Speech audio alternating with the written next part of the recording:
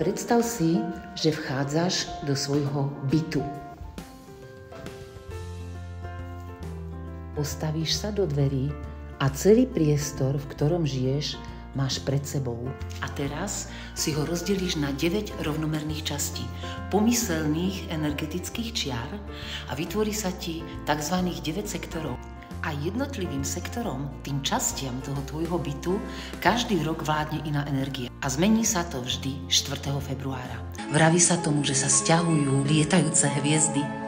Je to, ako keby sa v celom byte urobil taký vír energetický a všetko sa zmenilo. Ja si myslím, že je naozaj veľmi dôležité vedieť, kam sa presťahuje tento rok napríklad hviezda víťazstva, takzvaná biela hviezda, alebo posilniť takú romantickú hviezdu, čo poviete? Samozrejme hviezdu bohatstva.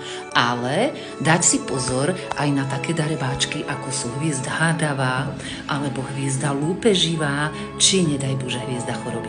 A tieto miesta treba ošetriť tak, aby tam mohla v plnej sile pôsobiť. Všetko nájdeš na www.mandalkovanie.sk.